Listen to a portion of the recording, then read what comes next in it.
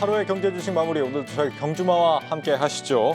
미국의 CPI 발표가 이제 몇 시간 앞으로 다가왔습니다. 연준이 금리를 7월에만 올리느냐 아니면 9월에도 올리느냐 이번 지표를 통해서 참 많은 부분들이 결정이 나지 않을까 싶기도 한데 현명한 투자자라면 놓치지 않는 경주마 오늘도 강력한 세 분과 함께 자세히 알아보겠습니다. 세 분 어서 오세요. 안녕하십니까? 네, 안녕하세요. 항상 이 큰 지표 발표를 앞두면 좀 시장의 경계감 같은 게 좀 작용하는 것 같습니다. 오늘 경제와 주식 좀 어떻게 마무리됐다고 보시는지 짧게 한 줄 평으로 좀 들어볼까요? 일단은 여전히 반도체가 시장을 떠안는 분위기가 있었어요. 네. 코스피와 코스닥이 조금 양극화 현상이 좀 발생했습니다. 코스피 같은 경우에는 삼성전자를 중심으로 해서 이제 반도체가 이제 시장을 받쳐주는 그런 흐름이었는데 네. 코스닥 같은 경우에는 이제 2차전지 우리 에코프로 형제들이 네. 갑자기 무너지는 바람에 조금 이제 분위기가 좀 안 좋았지만 또 반도체 관련된 IT 소부장 종목들이 좀 받쳐줌으로 인해 가지고 버티는 그런 흐름이었거든요. 네. 근데 좀 기대가 좀 되는 그런 하루였어요. 그러니까 삼성이나 SK 하이닉스가 굉장히 중요한 자리에서 변곡점을 만들어 놨기 때문에 앞으로 지수가 좀 뭐 어떤 우려감이 있다라고 하더라도 좀 이겨내면서 갈 가능성이 높다 이렇게 느끼는 하루였습니다. 예. 오늘 좀 마지막까지 오는 내용 면에서 볼 때는 그래도 반도체 쪽에서 좀 기대감을 가져볼 수 있는 그런 장이었다 이런 말씀을 네. 주신 것 같습니다. 평론가님 어떻게 보셨어요? 저는 뭐 수급으로만 말씀드리면요. 지난주에 이야기를 했는데 이제 최근에 이제 선물 옵션 시장, 특히 이제 옵션의 위클리 옵션 쪽에 개인들이 너무 많이 뛰어들고 있거든요. 네. 그래서 외국인들의 요즘 행태를 좀 보면 선물을 자기가 쥐고 흔들면서 이제 개인들의 옵션을 파괴시키는 이런 행태들을 많이 합니다. 그래서 지난주에는 실은 개인들이 콜 옵션에 너무 많이 몰려가지고 저거 어떡하지 했는데 역시 뭐 코스피 200 기준으로 335도 깨트렸죠. 뭐 네. 333까지 깨지고 풋 옵션에 또 개인들이 가니까 어제는 또 급등시켜서 풋 옵션을 또 손절시키고 왜 이러느냐? 실은 오늘 밤에 빅 이벤트가 있잖아요. 그리고 이제 다음 주에 7월 FOMC가 있고 이럴 때 꼭 이런 행태들이 많이 나오고 있기 때문에 일단 내일이 우리나라 한국은행 금통이기도 하지만 또 7월 옵션 만기일이기도 합니다. 그 전에 좀 변동성이 있었고 오늘은 그나마 좀 이제 덜했던 하루였었는데 내일도 아마 오늘 밤에 있을 이벤트를 보고 또 쥐고 흔들지 않을까라고 해서 이 최근의 장이 재료도 중요하지만 특히 수급 그 중에서도 이 선물 옵션 시장이 이 네. 본장을 많이 흔들고 있는 그런 모습이 되고 있습니다. 위클리 옵션 그거 없애면 안 될까요? 그 없애자고 하는데 지금 네. 문제가 7월 말부터는요. 지금은 목요일짜리 위클리 옵션만 있잖아요. 네. 이제 월요일 만기 위클리 옵션까지. 또 생겨요, 뭐가? 또? 두 개가 생깁니다. 아, 미국은 제로데이라고 해서 네. 요일마다 다 있는데 우리도 이제 월목 두 개가 생기게 되니까 어, 실제로 이거 개인들이 계속 위클리 옵션에 뛰어드는 한 변동성은 어마어마하게 커질 그 주식 투자하는 분들도 피해를 많이 입는단 많이 말이에요. 보고, 예. 매주 목요일마다 힘들어요 지금. 근데 이제 월요일도 예. 힘들어질 것 같아요. 어. 예. 참 큰일이네요. 예, 큰일입니다. 우리 이성웅 차장님 오늘 처음 나오셨어요. 예. 짧게 한 줄 평 한번 들어보죠. 예. 뭐 이제 뭐 예전만큼 예전만큼 이제 통화 정책이 시장에 미친 영향을 좀 제한적으로 가는 네. 그런 분위기지 않을까라고 좀 생각이 되고 있고요. 지금 이미 뭐 오늘 시장이 올랐다는 거 그리고 어제 좀 반등세를 나타냈을 때를 본다고 하더라도 호재가 있는 건 아니거든요. 그냥 악재에 대한 어떤 강도가 좀 약해지는 그런 구조이지 않을까라고 생각이 되고 있고 그리고 이제 뭐 오늘 이제 CPI 지수 발표 나오면은 이제 방향성은 이제 좀 그나마 좀 제시를 할 가능성이 크지 않을까 뭐 이렇게 좀 생각이 됩니다. 예. 오늘 나온 뉴스들 몇 개 좀 짚어보고 본격적인 얘기를 한번 해보도록 하죠. 셀트리온 그룹이 합병 절차에 본격적으로 돌입을 한다. 이러면 연내에 이제 셀트리온 삼형제가 합병을 한다 이런 이슈인데 다 나왔던 얘기가 이제 본격화된다는 거잖아요. 이거 네. 어떻게 읽어야 되는 겁니까? 그 주가가 참 뭐 자사주 매입이나 뭐 합병이나 이런 걸로 올라가는 거는 제한적이죠 사실은. 예. 매출액과 영업이익이 얼마나 개선되는가 이게 주 포인트인데 거기다가 포커스를 두는 것이 맞지 않냐. 그래서 저는 한시적인 상승 흐름 정도로만 좀 만들 가능성이 높다. 그래서 뭐 최근에 만약에 트레이딩 관점으로 들어가신 분들은 그냥 트레이딩 관점으로 보실 필요가 있지 않을까 이렇게 보고 있습니다. 네. 트레이딩 관점에서만 볼 필요가 네. 있다. 좀 가볍게 봐라 이런 말씀이신 것 같아요. 차장님 혹시 여기에 대한 생각이 있으세요? 우선 말씀하셨듯이 이제 몇 년 전부터 얘기가 나왔던 부분이고, 근데 이제 자사주 매입이나 이속되가 이제 액션이 좀 많이 좀 강해지지 않았나라고 좀 생각이 되고 있고요. 근데 말씀하셨듯이 이제 실적으로 보는 게 맞다고 판단되고 있고, 지금 이제 상반기 때 뭐 램시나 SC나 이런 것보다도 하반기 때 신약에 대한 기대감이 좀 크거든요. 네. 뭐 그러기 때문에 뭐 단적으로만 놓고 본다면은 셀트리온 주들은 지금 현재 구간에서 한번 좀 매수 관점으로 좀 들어가는 것도 괜찮지 않을까. 다만 이제 합병에 대한 여러 가지 뭐 이슈가 어떤 이제 주가의 변동성을 자극하겠지만은 변동성 상관없이 실적에 집중하시는 게 낫지 않을까 그런 생각이 듭니다. 네. 에코프로 같은 경우는 2분기에 이제 영업이익이 컨센서스를 26%나 하회를 한 걸로 나왔는데 2차 전지 뭐 기업들 전반적으로 좀 컨센서스에 못 미치는 실적이 나오는 것 같기도 하고 네. 에코프로 이슈는 어떻게 보셨어요?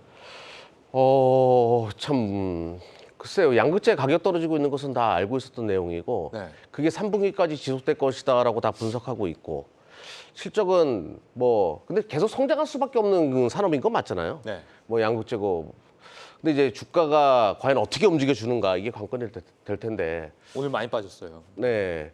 요게 이제 주가 조정의 시작점이 될까?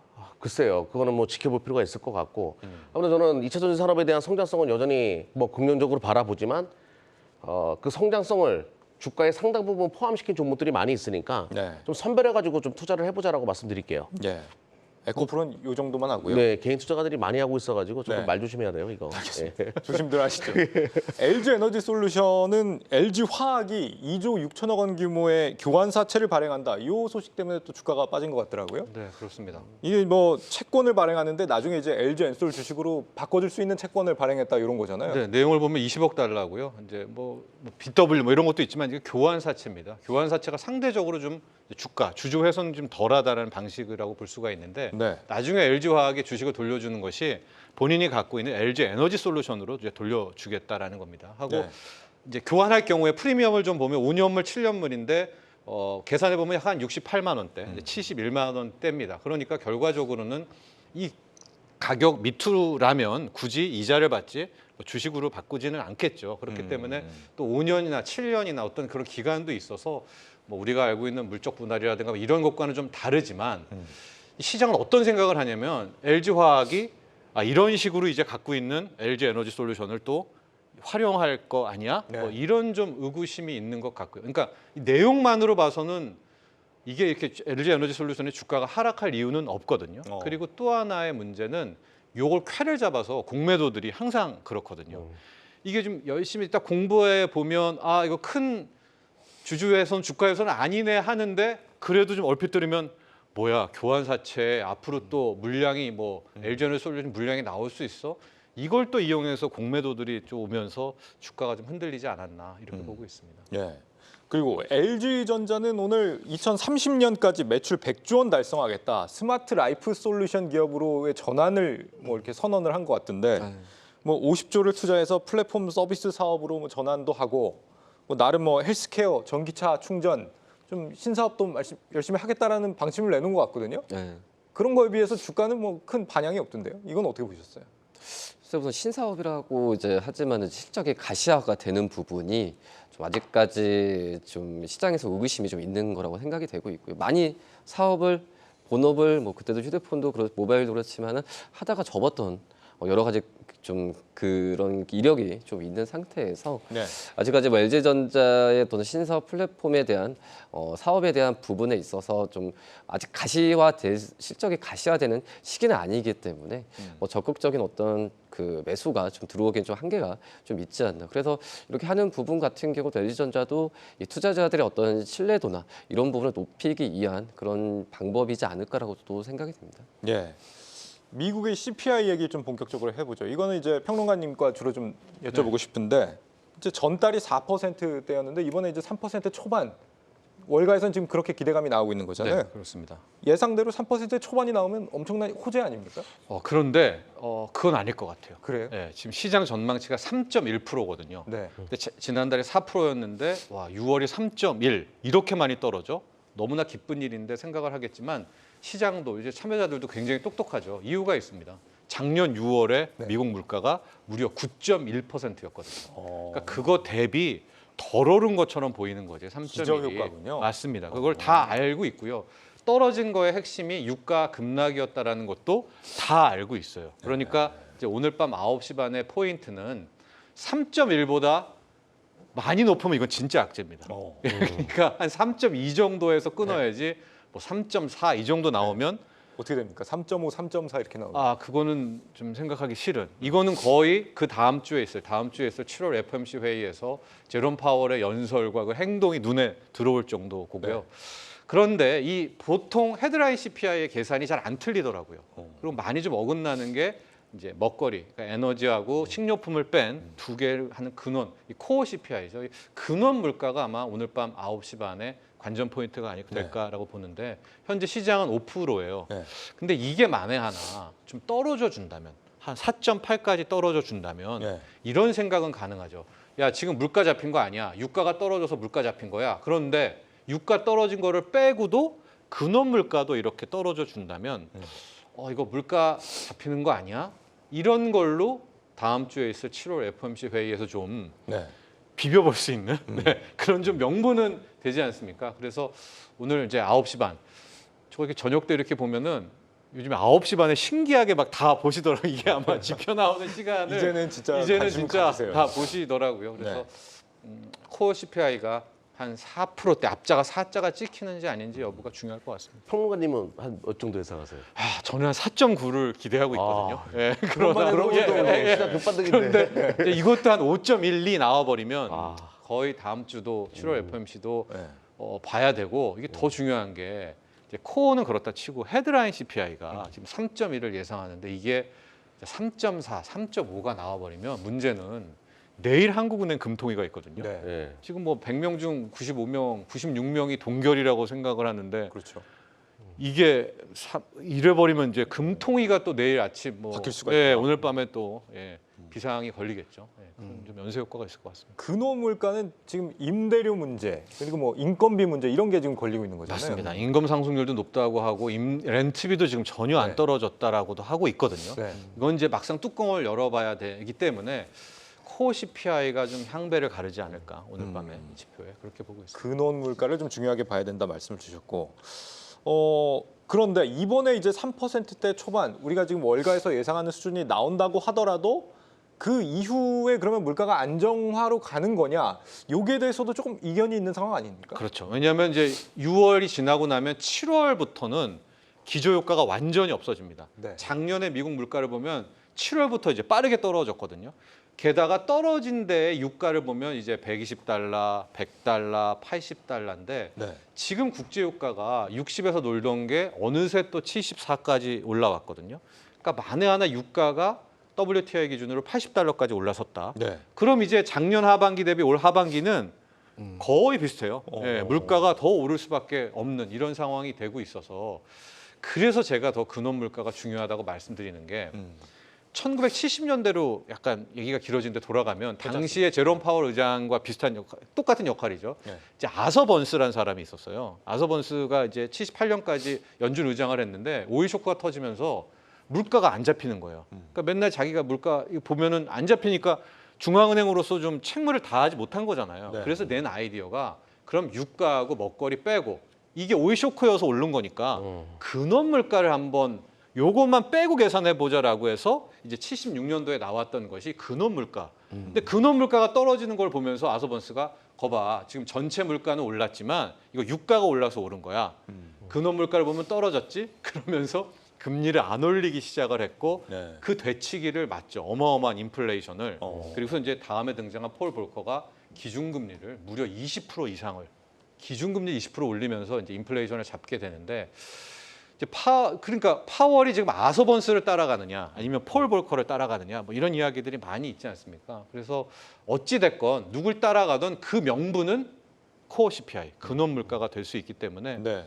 그러니까 올 하반기도 만약에 아서번스를 따라간다면 이렇게 또 파월이 이야기할 수는 있겠죠. 아 유가가 좀 올라가서 물가가 올라간 것처럼 보이지만 근원 물가는 떨어지고 있어. 아마 그러니까 그렇게 될지 안 될지 모르겠습니다만 그거의 첫 관문을 여는 게 일단 코어 CPI가 떨어져 주는 것이 네. 굉장히 관건이 될 것 같습니다. 유가를 말씀 주셨는데 유가가 지금 배럴당 70달러 중반까지 지금 다시 올라온 상황이잖아요. 네.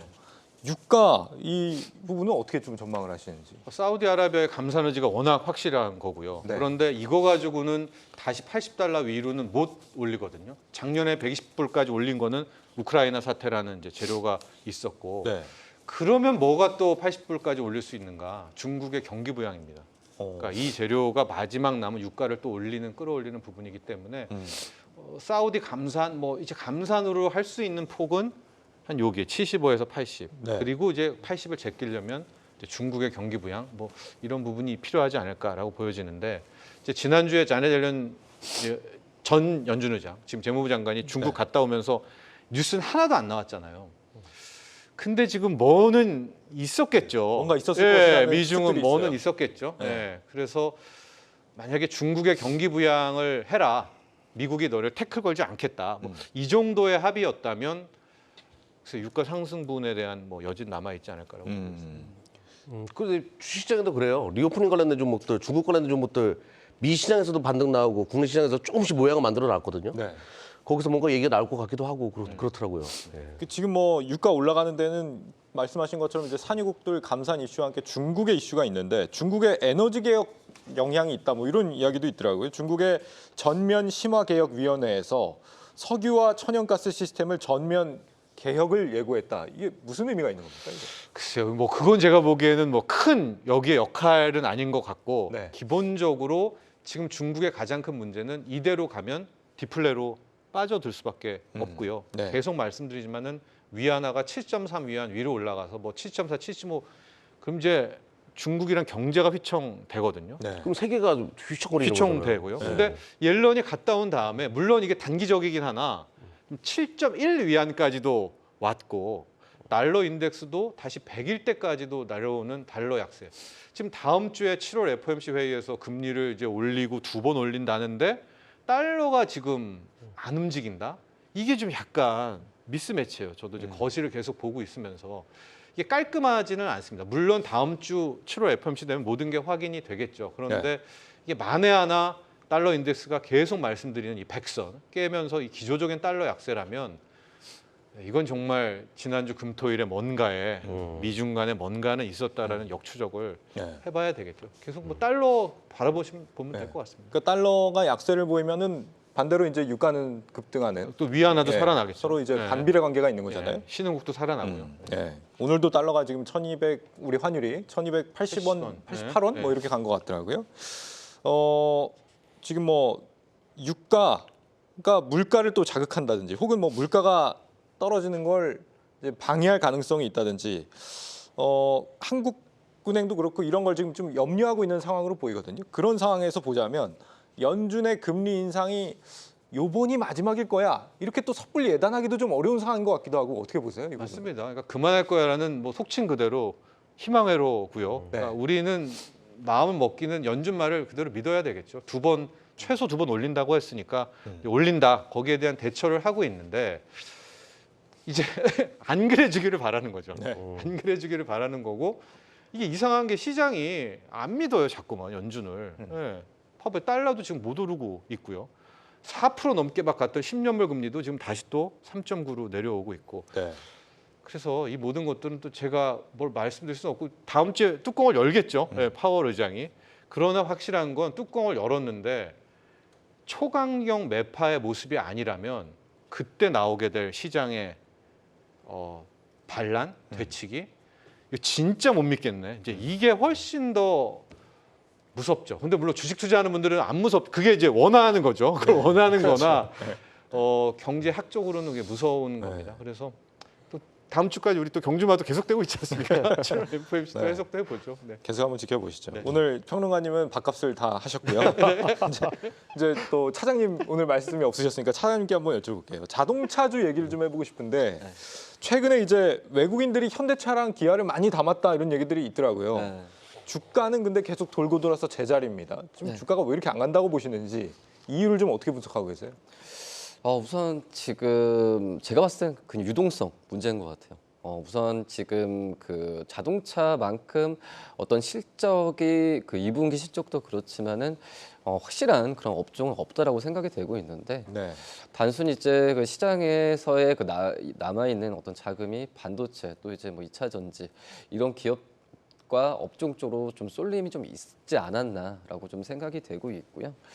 뭐 지금 피크아웃이라고 하는데 결론으로 본다고 한다면 실적 1분기도 엄청 잘 나오고 그게 피크아웃이라는 게 더 늘어나지 않는다는 거지 이 1분기 잘 나왔던 실적이 그대로 계속 유지가 될 가능성이 굉장히 좀 크거든요. 그럼 굉장히 좀 좋은 그 현상이라고 말씀드릴 수 있어서 이 자동차 주들은 지금 유동성만 좀 강하게 좀 몰리면은 주도주로 부상할 가능성이 굉장히 좀 있지 않을까라고 좀 생각이 됩니다. 유동성의 문제라고 말씀을 해주셨어요. 내연차도 지금 뭐 잘 팔리고 있고 전기차도 뭐 잘 팔려서 지금 북미에서 뭐 2위라고 그러더라고요. 네. 전기차 점유율만 봐도 뭐 이런 호재들이 충분히 반영이 되지 않고 있는 거에 대해서 사실 평론가님도 자동차 쪽 관심 많지 않으세요? 네.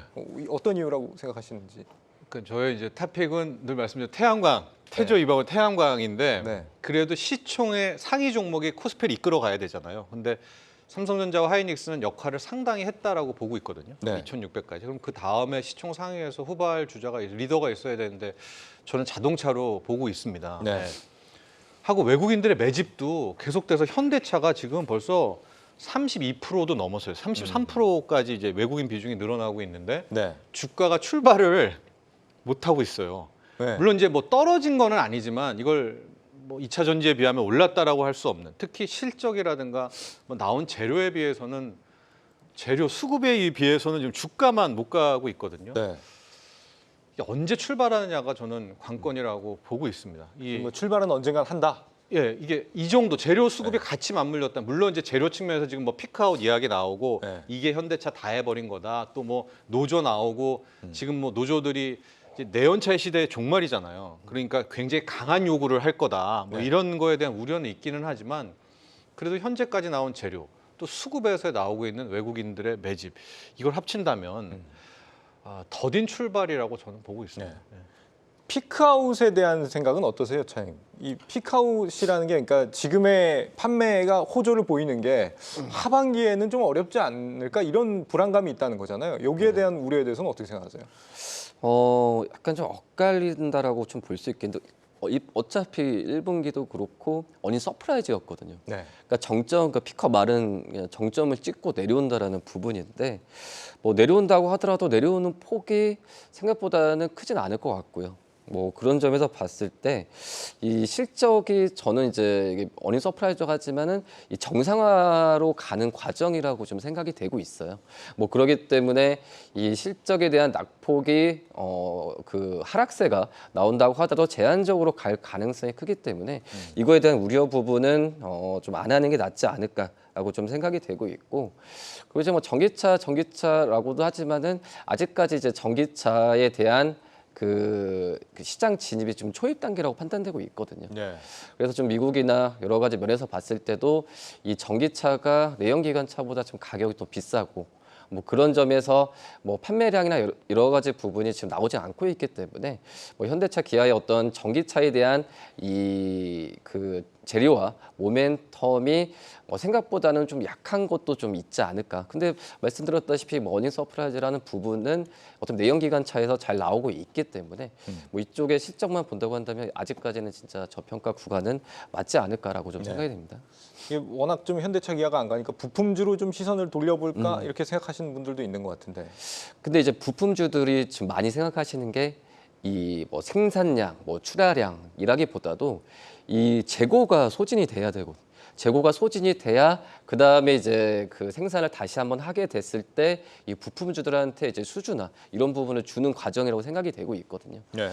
근데 다만 이제 시청자분들께서는 이제 완성차보다는 이 부품주들 변동성이 더 있으니까 뭐 트레이딩하기 더 좋으실 수도 있겠지만 뭐 그 옛날만큼은 아닌 것 같더라고요. 전방차가 그 먼저 가고 그 다음에 부품주 따라가는 그런 구조가 좀 아니기 때문에 네. 뭐 단기 트레이딩 좋아하시는 분들은 뭐 서현이나 이런 좀 실적이 좀 보장되는 그런 기업들을 단기 트라는 전략이 좀 낫지 않을까. 그리고 말씀드렸던 이제 중장기적으로 보시는 분들은 뭐 현대차, 기아 충분히 지금 현재 가격 매력 있다라고 생각이 됩니다. 지금 시청자 축복하라님이 자동차 파업 시작돼서 주가는 좀 별로 아닐까 이렇게 말씀하시기도 하는데 이 파업 이슈 진짜 주가에 영향 많이 미치나 봐요.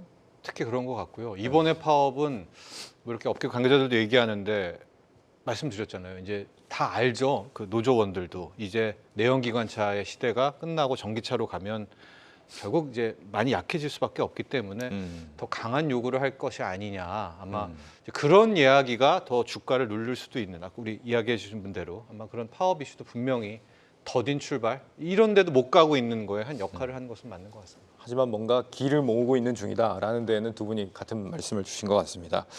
요 며칠 계속 희망적인 소식이 들리는 섹터 하면 또 이 조선주 또 빼놓을 수가 없잖아요. 오늘도 조선주 상당히 좀 큰 힘을 낸 날이었던 것 같은데 네. 상반기에만 뭐 LNG를 28척을 수주했다고 막 그런 얘기도 들려요. 네. 근데 지금 전 조선 사업을 진짜 어려워요. 어려워요. 예, 그러니까 실적을 개선하기가 진짜 어려워요. 네.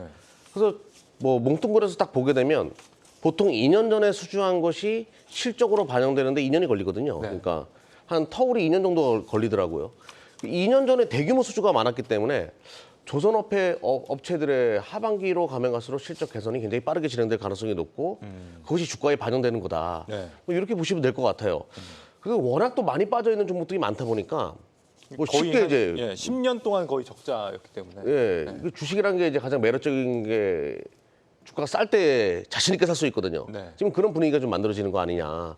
당분간 이런 랠리는 계속될 가능성이 높아 보이더라고요. 지금 2분기 실적 발표 앞두고 있는데 흑자 전환 가능할 거라고 보시죠. 상당히 높다라고 보고요. 근데 이제 2분기가 행여나 뭐 시장 컨센서스 대비해서 뭐 안 좋거나 기대감보다 좀 안 좋다라고 하더라도 하반기에는 더 빠르게 턴할 가능성이 높아 보여요. 2년 터울은 뭐 지금까지 틀리지 않은 법칙이기 때문에 네. 뭐 그런 식으로 개선해 보면 될 것 같습니다. 지금 뭐 하나오션도 있고 한국조선도 있고 현대중공업, 삼성중공업 많잖아요. 네. 뭘 좀 봐야 됩니까? 저는 좀 센 게 좋아요. 예, 하나오션이 아무래도 예, 하나오션. 네, 구대우조선의 형이 좋더라고요. 예. 알겠습니다. 이유는 혹시 아, 우리 센 게 좋아서? 예, 가장 빠르게 올라가기 제일 좋습니다. 예. 네, 알겠습니다. 조선주가 지금 슈퍼 사이클에 들어간다 이런 의견이 많다면 또 사이클 산업하면 우리가 반도체주 빼놓을 수가 없지 않습니까? 반도체 바닥론에 지금 힘이 실리고 있다 이런 소식이 뭐 어제 오늘 계속 들리는 것 같은데 이 바닥이라는 게 2분기가 바닥이라는 거예요? 3분기가 바닥이라는 거예요? 보통 이제 그 저희가 기업 탐방을 많이 다니다 보면 네. 소재나 부품 쪽에서는 2분기 바닥 얘기를 많이 하고요. 네. 장비 쪽에서는 4분기 때 수주가 본격화될 것이다라는 이야기를 많이 하거든요. 근데 많은 분들이 이제 반도체를 접할 때 저는 모건 스탠리가 옛날에 윈터 이즈 커밍 해가지고 아주 그냥 욕 많이 먹었죠, 모건 스탠리. 예. 그리고 나서 반도체 가격이 오르다가 한 3, 4개월 이후부터 떨어지기 시작했어요. 이게 맞았거든요, 그게. 네. 근데 모건 스탠리가 저번 주 금요일 날 AI로 인해 가지고 메모리 반도체의 멀티플을 얼마나 줘야 되는가 이 보고서를 올렸어요. 근데 거기 내용을 자세히 보게 되면 주어가 디램이에요. 디램이 HBM, AI에 들어가는 HBM 반도체로 인해 가지고 4년 동안 10배 성장할 것이다라는 내용이 있어요. 근데 이제 모건 스탠리잖아요. 네. 왠지 더 믿음이 가지 않아요? 윈터 이즈 커밍을 마친 사람들이니까. 근데 저는 뭐 그게 정확한 수치인지 모르겠지만 네. 반도체는 지금 디램 가격이 어떻고 뭐 실적이 바닥이고 2분기에 턴하냐 3분기에 턴하냐 이런 것들이 중요하지 않다라고 보거든요. 지금 중요한 거는 AI 시대로 가기 위한 그 초입에 HBM에 대한 기대감이 요만큼 올린 거예요. 근데 아직까지 HBM 총 메모리 반도체 1%도 안 됩니다. 지금 이제 메모리 반도체 장비 들어가는 업체들 제가 찾아가서 물어보니까 들어가요. 그러니까 들어간대요. 네. 근데 생산이 아니라 퀄 테스트 들어간대요. 아직까지 시작도 안 했단 말이에요. 아직도 시작도 안 했고 2분기 삼성전자, SK하이닉스 실적 안 좋은 거 뻔히 알았는데 5월달, 6월달 랠리가 그렇게 5월달이었죠. 랠리가 그렇게 만들어졌다. 저는 이거 시작이라고 봐요. 그러니까 우리가 이제 1993년도에 따따따가 처음에 만들어졌을 때 이거 뭐에다 쓰는 거야? 그러니까 사람과 사람이 연결하는 인터넷이라는 게 생긴데 처음에 접속이라는 영화처럼 이제 채팅으로 시작하잖아요. 이 인간과 인간의 네트워크가 1993년도부터 뭐 97년도 이렇게 시작됐다라고 하면 인터넷 혁명이라고 우리가 얘기를 하죠. 인간과 AI의 교류가 지금 시작되고 있는 거예요. 네. 근데 챗이잖아요. 챗 GPT부터 시작된 거니까 그때는 너무 흡사하다라는 거죠. 인터넷 혁명에 준하는 AI 혁명의 본격적인 그 시작을 이번에 디램 가격이 이제 그 네. 디램 관련된 종목들이 주가가 올라오면서 충분히 보여줬기 때문에 네. 앞으로 이와 관련된 종목들은 꼭 포트에 한 절반 이상은 좀 여러분들이 해놨으면 좋겠다라고 말씀드리겠습니다. 메모리 반도체에 대한 기대감은 제가 잘 이해를 했고 네. 시스템 말고 이제 우리가 이제 파운드리 네. 이쪽에 대한 부분 좀 관심 좀 두고 있는 부분인데 TSMC가 네. 어제 나온 실적을 보니까 뭐 예상보다는 잘 나왔다 이런 평가들이 있는데 예. 그 이유가 AI 쪽 반도체랑 관련이 있다 이런 분석들이 있던데요. 그건 억측이죠, 억측. 억측이에요? AI가 뭐 어디가 시작도 안 했는데요, 뭐. 예. 아주 그런 거 가지고는 이제 약간 억측거리고. 네. 삼성전자도 저는 요번에 그 수율 뭐 90%? 아니, 가동률 90%. 요거는 시사하는 바가 크다라고 좀 말씀드리겠고, 그와 관련돼서 잠시 후에 또 말씀드리겠지만, 네. 먼저 삼성전자가 파운드리 쪽에서 새로운 묘책을 하나 잡아왔어요. 네. PIM이라고 해가지고 프로세싱 인 메모리. 지금 AI 시대가 열리지 않는 가장 큰 이유 중에 하나가 메모리 반도체의 병목 현상 때문이다라는 얘기가 있거든요. 예를 들어서 자율주행을 하기 위해서 이제 AI 반도체가 GPU가 CPU가 막 움직여야 되는데 메모리 반도체가 따라주지 못하니까 병목 현상이 발생해요. 그러면 이제 예를 들어서 사람이 딱 지나가는데 데이터가 늦게 전송되면 사람 쳐버리잖아요. 네. 그럼 자율주행이 구현될 수가 없죠. 그래서 이야기가 나온 게 이제 HBM, 메모리 반도체를 쌓는 방식으로 하면 병목 현상을 해소할 수 있다라고 하는데 여기에 삼성이 또 하나의 묘책을 내놓습니다. PIM이라고 해가지고 아니 로직 반도체를 그냥 메모리 반도체 아래에다 붙여버리자. 답을 더 빠르게 도출해가지고 그냥 메인 CPU에다 던져버리자. 그러면 병목 현상을 더 빠르게 해결할 수 있다. 근데 여기의 핵심은 메모리 반도체에다가 시스템 반도체를 붙여가지고 판매하겠다는 거예요. 네.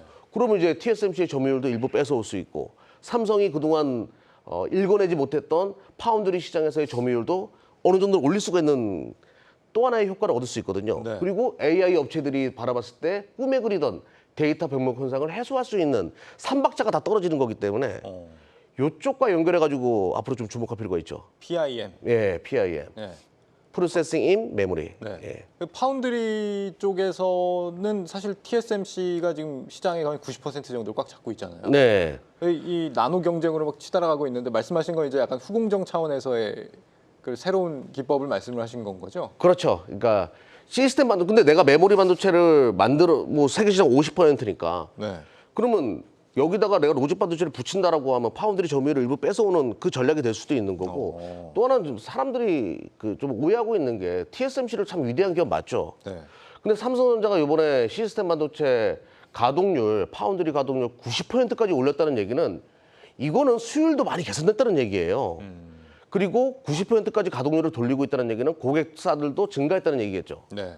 그리고 삼성전자가 이번에 파운드리 포럼에서 보여준 그 국내 팹리스 업체들과의 협업, 저는 이것도 앞으로 삼성전자가 미래 전략으로, 그러니까 우리가 이제 반도체 월이라고 얘기하잖아요. 뭐 일본에서 뭐 떼오고 저기 미국에서 장비 가져오고 뭐 이런 식으로 하는 것보다는 자국에서 키우는 방식을 선택할 가능성이 높아요. 그래서 국내 오사트 업체들과 후공정 업체들과의 협업이 더욱더 확대될 수밖에 없고 아무튼 뭐 지금은 그런 구조로 넘어가는 거 아니냐라고 이제 보고 네. 있습니다. 말씀하신 수율 90%까지 잡았다는 건 이제 3나노는 가동률. 아니고 가동률. 예. 가동률이었나요? 예. 네, 알겠습니다. 네. 혹시 반도체 차장님은 어떻게 보세요? 지금 뭐 파운드리나 이런 쪽에서 말씀하신 것처럼 뭐 PIM 공정이나 이런 것들이 TSMC를 좀 따라잡을 수 있는 기회로 작용할 것이다 이런 전망을 내주셨는데 차장님 생각은 어떠세요? 글쎄 우선 뭐 기술력을 떠나가지고 이제 TSMC가 뭐 엔비디아 연결이 되잖아요. 그러니까 그 전부터 이제 뭐 파운드리 쪽에서의 이 대형 고객사들을 많이 갖고 있는 게 그 TSMC의 장점이라고 볼 수 있겠고요. 근데 구조가 지금 TSMC도 실적 발표 나왔지만 역시 TSMC도 뭐 다른 뭐 휴대폰 여러 가지 쪽에서의 실적은 좀 안 나오고 있는 상황이거든요. 네. 뭐 그렇기 때문에 이 말씀하셨듯이 그런 기술력이나 이런 부분을 본다고 한다면은 저는 큰 별반 차이가 없지 않나라고 생각이 좀 되고 있어서 너무 이제 뭐 삼성전자와 TSMC를 뭐 비교하는 것보다 삼성전자의 지금 현재 상황을 짚어보는 게 가장 좀 좋지 않을까라고 좀 생각이 되고 있고 뭐 AI 양 쪽 반도체 뭐 그러니까 TSMC나 엔비디아 고객사 있다, 삼성전자 없다 하는데 이 AI 쪽에 하는 그 기업들이 뭐 그 다른 대형사들도 많이 진출하는데 그런 고객들 잡으면 되거든요. 뭐 그렇게 된다고 한다면 삼성전자도 어떤 이제 그 파운드리 쪽에서 지금 적자가 좀 그런 상황은 시간이 좀 빨리 그 적자가 흑자로 전환되는 부분은 빨라지지 않을까라고 또 생각이 됩니다. 네. 근데 저는 최근에 제가 관심 있게 보는 것 중에 하나는 엔비디아도 1월 초순부터 그 랠리가 시작됐어요. 애플, 마이크로소프트 다 마찬가지거든요. 삼성전자도 사실상 1월 달부터 그 랠리가 시작된 거예요. 실적 때문에 주가가 못 갔던 거지. 네. 이거는 제가 봤을 때 이게 제가 뭐 시장의 조정론자, 뭐 음모론자 이런 얘기를 하려는 게 아니라 AI 시대에 대한 어떤 서막을 알리듯이 정확하게 이럴 때부터 그 랠리가 이어졌다는 얘기는 우리가 모르는 그 뒤에 엄청난 것들을 미리 보여주는 거 아니냐. 소설로 따지게 되면 복선 아니냐. 이런 생각을 해보거든요. 네. 시청자 여러분들도 AI 너무 멀리 있는 그런 것이 아니라 주가에는 이미 반영해가지고 선반영되는 그 분위기도 있다는 걸 좀 참조하셨으면 좋겠습니다. 알겠습니다. 인사이트들을 잘 주셨고요. 엔터주 얘기를 한번 또 해보죠. 다음 달 초에 이제 2분기 실적 발표 엔터주들 이제 나오게 될 텐데 역대급 실적 갈아치울 것이다 이런 전망 벌써부터 나오는 것 같더라고요. JYP 특히 사상 최대 뭐 기대된다 이런 보고서가 오늘 나왔던데 어떻게 보셨어요? 원래는 이제 한 2분기 실적도 그 전에 2분기 실적 좋다 했지만 지금 2분기 실적 문제가 아닌 상황으로 지금 가는 부분인데 네. 스트레이트 퀴즈, 트레이 퀴즈 맞죠? 근데 네. 이 저번에 이번 나왔을 때 초동 앨범 판매량이 이 세븐틴, 뭐 BTS를 제쳤거든요. 근데 이제 내용이 굉장히 좀 좋은 게 우리나라와 중국을 제외한 판매량이라고 좀 볼 수 있어서 이 스트레이키즈에 의한 그 하반기 실적 기대감은 굉장히 좀 올라간 모습이라고 좀 볼 수 있겠고 저는 이제 원래 엔터 4사가 있잖아요. 네. 대표적으로 4사인데 4사 중에서 저는 JYP를 작년부터 제일 높게 평가했던 게 이 JYP는 아티스트에 의한 본업, 그러니까 음원, 음반 그리고 이런 오프라인 공연에 대한 비중이 많거든요. 그러니까 본업에 가장 충실한 게 저는 이제 JYP라고 지금 생각이 됐었는데, 네. 근데 올해 1분기 실적 보니까 또 이제 MD 쪽에서의 매출 부분도 나오고 있더라고요. MD가 뭡니까? 그러니까 어떻게 보면은 이제 오프라인 공연 때 파는 뭐 굿즈라고 좀 생각하시면 될 것 같은데, 네. 뭐 그런 여러 가지 액세서리 부분 쪽에서의 그런 실적이나 이런 부분이 많이 지금 좋아지고 있는 상태라서. 근데 다른 이제 그 엔터 업체들도 좀 많은데 그 올해 뭐 하이브랑 그 SM이 지분 문제도 있었고, 그리고 이제 YG 그 같은 경우에 오늘 또 이슈 나오지만 이제 블랙핑크에 대한 의존도가 좀 많이 좀 심한 것 같아요. 네. 이게 리사 재계약 이슈가 있는 것 같아요. 재계약이 불투명하다는 보도가 나와가지고 지금 오늘 YG 주가 좀 크게 흔들린 것 같은데. 그러니까 이제 그 공식적으로 발표된 게 하나도 없으니까 네. 그거에 대한 이제 시장에서 불안감이 나왔다고 생각이 되고 있는데 뭐 제가 봤을 때는 블랙핑크 앵콜 공연도 지금 확정이 됐잖아요. 네. 그렇기 때문에 뭐 조심스럽게 말씀을 드리지만은 리사의 재계약 가능성은 굉장히 좀 높지 않나라고도 아 그래요. 좀 생각이 좀 돼요. 리사가 한남동에 집 샀어요. 아, 부럽네. 예. 그 얘기는 그건 또 어떻게 하셨어요? 70억 주고 샀다고 하던데 재계약하려고 샀겠죠. 뭐 중국이나 다른 데로 가려면 그거 살 리가 없잖아요. 네. 예. 저는 그렇게 유추를 해봅니다. 뭐 상당히 뭐 타당한 접근이라는 생각이 듭니다. 만약에 리사가 정말 뭐 네. 재계약을 하면 좋은데 재계약을 못 해가지고 그러면 근데 나머지 3명은 재계약을 한다는 거 아니겠습니까? 리사가 핵심이에요. 아, 리사가 핵심이에요? 예. 아, 그래요? 그 다른 아시아권에서 리사의 인기가 워낙 높기 때문에 재계약해야 돼요, 이거는. 근데 저는 궁금한 게 블랙핑크가 앵콜 공연 확정을 지었는데 그게 만약에 그 리사가 빠진 상태에서 진행을 한다라고 하면은 그건 나중에 또 손해배상이 또 이렇게 할 수 있지 않을까요? 그렇게 된다고 그럴 수도 하는데 있을 수 있겠네요. 네. 블랙핑크가 지금 해외 공연 다 그 일정을 잡아놨다고 한다면은 리사의 재계약 가능성은 좀 높지 않나라고 좀 생각이 네, 일단 재계약 가능성 다 높다고 보시는 그런 상황인 것 같아요. 네, YG는 그렇다 치고 지금 하이브 같은 경우는 뭐 뉴진스도 흥행을 하고 뭐 오늘 금요일에 BTS 정국이 또 신곡 발매를 한다면서요. 네. 정국이 BTS에서 가장 팬층이 많은 거 아닙니까? 그쵸. 네. 관심 많고 그리고 어떻게 보면은 이제 하이브가 아티스트가 굉장히 좀 많아졌어요. 네. 그 전에는 이제 뭐 BTS 의존도가 굉장히 좀 심했던 부분인데 그런 부분은 지금 이미지를 거의 이제 180도 바뀌면서 아티스트 라인업으로 인한 어떤 실적 그런 부분에 있어서 가시화가 지금 시장에서 좋게 평가를 받는 걸로 지금 생각이 되고 있고 뭐 그리고 지금 그 여러 가지 신인 걸그룹 멤버도 지금 뭐 프로그램 많이 나가고 있는 상황이거든요. 뭐 그렇기 때문에 아티스트 라인업을 저는 아티스트 많아지면 많아질수록 하이브에 대한 이미지가 굉장히 좀 좋아지지 않을까라고 네. 좀 생각이 되면서 여러 가지 하이브 좀 긍정적으로 보고 있습니다. 아니 뭐 우리 엔터사들 잘 나간다는 얘기는 제가 귀가 닳도록 듣고는 있는데 문제는 이제 밸류에이션이에요. 지금 그런 거 다 모든 호재들 감안을 해도 너무 비싼 거 아니야? 이렇게 보는 시각들이 있는 것 같더라고요. 이 부분은 어떻게 생각하세요? 근데 이게 레버업을 했던 이유가 이제 4세대 아이돌이 등장하면서 뭐 그런 부분이거든요. 그러니까 지금 이제 그 전에는 아이돌이 우리나라에서 이제 데뷔하는 게 첫 번째였지만 이 4세대 아이돌이라는 부분은 해외 쪽에서의 그 데뷔를 1차적으로 목표를 하고 있는 상황이고요. 앞서서 말씀드렸듯이 뭐 스트레이키즈 같은 경우에도 이 우리나라 쪽에서의 판매가 아니라 다른 해외 우리나라 제외한 중국을 제외한 판매 쪽에서의 뭐 1위를 바로 했었거든요. 네. 그런 점에서 우리나라 시장은 이제 중요한 게 아니라 해외 시장 쪽에서의 얼만큼 이제 성과가 나오는지 부분으로 봤을 때는 이 엔터 업체들이 전 아직까지도 주가 수준은 저평가라기보다도 몇 년치를 땡겨오는 거잖아요. 2차 전지도 그렇고 이 어떤 성장주들이 몇 년치의 실적을 주가 미리 반영하는 부분인데 그런 반영하는 속도가 뭐 그 엔터 업체가 성장주라고 정의할 수는 없지만 이런 부분에 있어서 반영은 더욱 더 많이 더 할 가능성도 있다라고 좀 생각이 되면서 엔터주들은 전 지금도 이제 매수 관점이 좀 해도 괜찮지 않을까라고 좀 생각이 됩니다. 이 부분은 대표님께도 좀 여쭙고 싶은데요. 저는 뭐 JYP 같은 경우에는 스트레이키즈 네.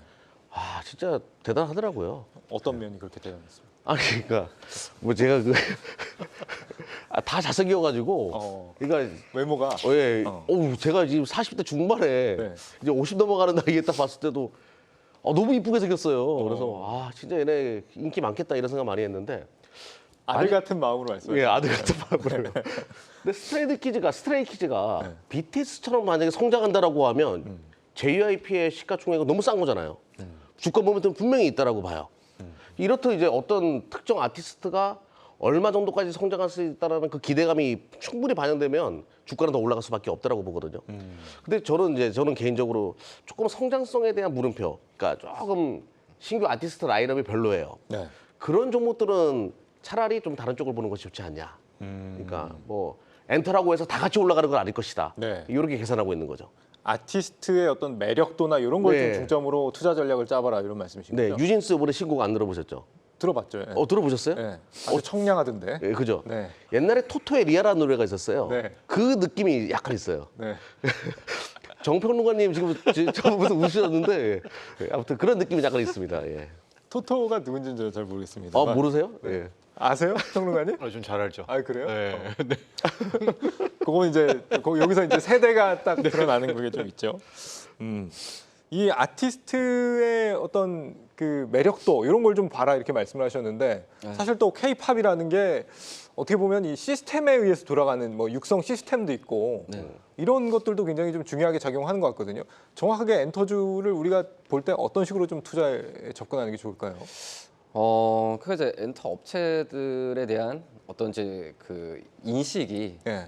뭐 그 기업 그 아티스트가 이제 반짝, 그러니까 인기가 좀 반짝했다가 그때 주가 좀 반응하고 이제는 뭐 떨어진다.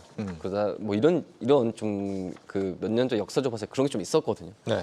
근데 이제 엔터 업체들이 이제 구조적으로 이제 성장하는 부분이 그러니까 그 어떤 기본에 의한 구조적으로 성장하는 이쪽으로 가고 있거든요. 뭐 그렇기 때문에 제가 본다고 하더라도 이 아티스트에 대한 부분에 있어서도 그 음원이나 음반이 지속적으로 좀 나오는 그런 그 아티스트에 대한 좀 있는 그런 기업들을 좀 보는 게 낫지 않을까라고 좀 생각이 되고 있고요. 그리고 이제 우리나라보다 글로벌 팬덤이 많은 그런 아티스트들의 매출 부분이 더욱더 이제 중요해질 가능성이 크기 때문에 지금 현재부터 엔터 4사들 다 잘 하고 있는 걸로 판단되고 있어요. 여기에 좀 드라이브를 많이 걸고 있는데 그래서 저는 엔터 4사 전부 다 좀 좋게 좀 보고 있는 상황이고. 근데 JYP 같은 경우는 미국에서 지금 그 아이돌 또 프로그램 만든다고 하던데. 지금 거의 그러니까 각 사별 그 대부분 네 개 엔터사들이 하반기 때 전부 다 지금 데뷔가 지금 예정이 돼 있어요. 미국에서의. 뭐 그런 점에서 본다고 한다면 뭐 그 JYP 엔터에 데뷔하는 그 그룹을 좀 봐야겠지만은 저는 이제 다 뭉뚱그려서 다 좋다고 생각이 되고 있어요. 알겠습니다. 내일 시장 이후의 어떤 좀 흐름이랄까요? 이런 거를 좀 전망을 해보고 싶은데 뭐 일단 평론가님께서 오늘 밤에 이제 나올 뭐 CPI나 이런 거에 준해서 뭔가 예상하시는 시장의 흐름이 있으실 거 아니에요? 어떻게 좀 보고 계신지. 근데 저도 여러 번 이렇게 빅 이벤트 했을 때는 별게 없을 때가 많이 있더라고요. 네. 저는 그래서 일단은 뭐 오늘 밤 내일보다는 네. 다음 주 정도, 그러니까 다음 주 7월 FOMC의 그 다음 날인 다음 주 목요일 정도가 훨씬 더 큰 디데이다. 다음 그러니까 주 목요일이요? 예, 오늘 밤에 나올 이제 소비자 물가 상승률에 따라서 뭐 간밤에 미 선물도 들썩날썩하고 내일도 주게 되겠지만은 결과적으로 그거 역시도 7월 FOMC에서 땅땅땅 파월 나와서 하는 이야기의 네. 전초전인 것이지 그 자체에서 또 꺾일 수가 있잖아요. 그 모든 예상들이. 그래서 본격적인 뭐 위든 아래든의 출발을 저는 뭐 다음 주 정도로 보고 있고 네. 파생이 좀 더 빠르니까 아마 다음 주 화요일 정도에 뭐 선물 옵션의 수급이라든가 이런 걸 좀 보면 좀 더 앞서갈 수 있지 않을까라고 해서 오늘은 이제 잔뜩 기대는 하고 있고요. 최악만 가지 말자. 그런 마음으로 일단은 보고 있습니다. 그래서 아마 다음 주가 지내고 나면 이제 8월에는 잭슨홀 미팅밖에 없고 이제 FOMC 회의지 않습니까? 네. 는 없지 않습니까? 잭슨홀 미팅이었기 때문에 저는 오히려 7월 말을 넘어간다면은 시세는 8월 첫째, 둘째 요때 이때가 날 수 있지 않을까? 긍정적으로 간다면 네. 그렇게 좀 포지션을 잡을 생각입니다. 이 시장의 냄새 잘 맡으시는 분들이니까 다른 두 분도 어떻게 좀 냄새를 맡고 계신가? 네, 저는 근데 최근에 이제 외환 시장 떨어지는 거, 그러니까 원달러 환율 원화가 지금 원달러 환율이 떨어지고 있는 건 주목할 필요가 있을 것 같아요. 네. 그거는 시장에서도 어느 정도로 이제 뭐 좀 기대를 하고 있는 분위기. 그러니까 좀 그런 거 느끼고 있고 또 하나는 저는 워낙 그 삼성전자를 외국인들이 12조 4천억 정도로 샀을 거예요. 네. 1월 달부터 지금까지 이렇게까지 사들였다는 것은 분명한 어떤 확신을 갖고 있지 않은 이상은 이러기 어렵거든요. 네. 그래서 뭐 AI 시대의 도래로 인해 가지고 시장에 대한 모멘텀, 삼성이나 SK 하이닉스 가버리면 주시장 또 받쳐주는 거니까 네. 저는 뭐 긍정적으로 좀 보자. 그리고 내가 어떤 섹터를 가지고 있는가. 이게 굉장히 중요한 하반기가 될 수 있다라고 말씀드릴게요. 환율은 계속 하방으로 가는 건가요? 지금 원달러 환율 계속 떨어진다고 보세요? 뭐 앞으로도? 저야 달러 약세론자고요. 널리 알려진. 저는 앞으로 뭐 훨씬 더 많이 떨어질 룸이 있다고 보고 있기 때문에 특히 달러 인덱스도 100을 일단 깨버리고 나면 굉장히 열립니다. 밑이. 그러니까 네. 달러 약세가 열릴 수 있기 때문에 저는 뭐 지속적으로 말씀드리지만은 달러 약세에 의한 버블이죠. 어떤 펀더멘탈이 큰다기보다는 달러 약세 시작되면 이제 돈들이 나오면서 이제 신흥국 주가를 올리는 이제 그런 증시 전망을 계속하고 있기 때문에 그 말씀은 이제 달러가 하방 압력을 받는다는 거는 그러니까 원달러 환율이 네. 국내로 외국인들이 좀 들어올 요인이 생긴다는 얘기가 그렇죠. 그것은 결국 뭐 제가 선뜻 다음 주에 있을 7월 FOMC 내용을 말씀드릴 수는 없지만 네. 저는 연준이 그러니까 더 정확히는 제롬 파월 연준 의장이 폴 볼커의 길을 갈 거라고 보지는 않습니다. 그러니까 즉 인플레 어떡하지 질질 끌려다니다가 오히려 버블을 키우지 선제적인 대응, 과잉 긴축으로 물가를 때려잡을 인물은 아니라고 보고 있거든요. 뭐 이거 네. 제 생각입니다. 그래서 네. 뭐 저는 그렇게 달러 약세는 계속될 것이다 하고 연준도 결국 물가를 못 잡는 네. 뭐 이런 흐름들 잡는 척하게 되는 그러니까 강력 긴축은 못한다는 쪽이고요. 그러나 이건 뭐 제 생각이고 당장 다음 주에 뭐 얘기에 따라서 포지션은 얼마든지 또 바꿔야 되겠죠. 그러나 뭐 저는 달러 약세의 흐름은 올 하반기 내내 유지될 것이다 이렇게 보고 있습니다. 네. 차장님은 다음 주 앞으로 이후에 어떻게 좀 전망을 하시는지. 그래서 뭐 가장 뭐 베스트는 오늘 발표되는 CPI 지수가 뭐 이제 예상 뭐 3.1 내외로 나온 상태에서 뭐 7월 달은 이제 거의 이제 기정사실을 하고 있잖아요. 그러니까 네. 금리 인상을 해서 딱 끝내는 게 가장 좀 베스트인데 근데 만약 그 이상 나왔을 때 7월에 0.25가 아니라 빅스텝까지 가게 된다고 한다면 앞서서 말씀하셨듯이 우리나라도 그 금통위에서 이제는 이제 2% 이상 이제 그 금리 차가 되는 부분에 있어서 환율이 예전만큼 이제 금리 차로 인한 영향은 덜 받긴 하지만은 또 이제 환율이 또 이제 이렇게 그 달러가 강세돼 버리면은 수급적인 부분은 좀 문제가 되거든요. 뭐 그렇기 때문에 뭐 결과가 나와봐야 알겠지만 저도 이제 그냥 그냥 좀 적게 나올 거라 생각이 되고 있어요. 그리고 금리도 이번 7월에 한번 연내 한번 할까 말까 이렇게 좀 생각이 되고 있어서 뭐 지금은 이제 전망은 저는 박다라고 위험 자산 쪽으로의 이 외국인들의 관심이 많다라고 좀 생각이 되면서 뭐 주식 비중은 계속 좀 유지를 하는 게 맞다라고 좀 생각이 됩니다. 예. 그래서 그런 상황에서 우리가 이제 봐야 될 섹터는 대체 어디입니까? 아니 뭐 저는 반도체에 미쳐 있어가지고요. 네. 저는 반도체를 꼭 봐야 된다라고 말씀드리겠고. 반도체. 예, 저는 이제 그 정철진 경제평론가님 오시면 여쭤보고 싶은 게 있었어요. 좋습니다. 네. 그 대만의 지금 지정학적 리스크로 인해 가지고 네. MSCI 이머징 마켓에서 대만이 우리보다 비중이 많잖아요. 대만에 대한 투자를 우리 쪽으로 좀 우회할 가능성은 좀 없어 보이냐, 외국인들 입장에서 그런 전망은 안 해보셨나요? 혹시? 거기까지는 안 해봤지만 예. 결과적으로 저는 이제 중국, 대만, 네. 한국, 일본이 이제 큰 틀에서의 뭐 경제 공동체는 아니지만은 하나의 축을 형성할 것이라는 좀 이건 뭐 7, 8년의 거시 전망이긴 예. 하지만 그래서 삼각위원회라는 표현 많이 쓰죠. 미국 있고 유럽 있고 아시아가 있기 때문에 네. 이 네 지역에 어떤 식의 결합은 있어야 되는데 중국과 대만은 평화로운 결합은 안 될 것 같거든요.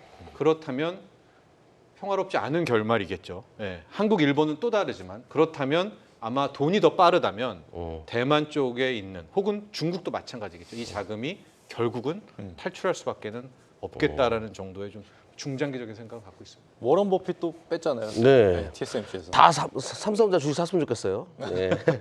예. 반도체를 좀 보신다고 하셨는데 네. 그 조금만 더 말씀해 주세요. 반도체 뭐 어느 쪽을 특히 봐야 된다 뭐. 반도체는 메모리 반도체도 좋고요. 비메모리 반도체도 좋아요. 오사트 업체들도 좋고, 그리고 미세 공정과 관련된 것들도 좋고, 심지어 OLED까지 좋습니다. 네. 그리고 PCB도 좋아요. 네. 다 좋아요. IT는 다 좋습니다. 여러분들이 다 샀으면 좋겠어요. 예. 그 중에 하나 제일 베스트 하나 꼽아 주신다면. 제가 개인적으로 보는 종목이요. 네. 종목이나 뭐 섹터도 좋고요. 저는 중장기적으로는 PCB 쪽이 가장 큰 수혜를 볼 거라고 봐요. 자율주행 시대나 AI 시대에. 저는 그쪽을 가장 길게 보고 있습니다. 알겠습니다. 차장님도요. 차장님도 좀 짚어 주세요. 앞서 다 얘기한 것 같은데 네. 근데 우선 뭐 자동차 섹터도 뭐 괜찮고 근데 이제 지금 이제 우리나라 대통령이 방문하고 있잖아요. 그래서 이제 그 동유럽 쪽에 폴란드 쪽에서의 그 방문이나 이런 부분을 본다고 하더라도 단기적인으로 보면은 이제 원자력을 많이 얘기하는데 중장기적으로 봤을 때 저도 이제 그 우리나라가 수출해서 지금 실적이 나오는 게 바로 이제 자동차, 원자력 또 이제 방산주라고 좀 생각이 되고 있거든요. 그런 점에서 본다고 한다면 이 세계 업종 섹터는 꾸준하게 좀 그 저평가 구간일 때는 매수 관점으로 들어가야 되는 게 맞다라고 생각이 되고 있고 뭐 반도체 또 좋다고 판단되는데 당장 이제 실적이 나오는 걸 좀 찾아보는 것도 나쁘지 않다라고 생각이 됩니다. 알겠습니다. 네, 오늘 이 서울 버스와 지하철 요금 대폭 올랐습니다. 물가가 너무 올라서 휴가를 포기하는 사람도 늘고 있다라는 얘기가 들리죠. 각국의 금리 인상이 막바지라는 것 치고는 지금의 물가 상황 나아지고 있는지 좀 의문이 드는 대목도 있습니다. 오늘 나올 물가 지표 주목하실 경계감 잃지 않는 투자 하시길 바라겠습니다. 내일은 손석우, 이영훈, 하창봉 전문가와 함께합니다. 내일 뵙겠습니다. 고맙습니다.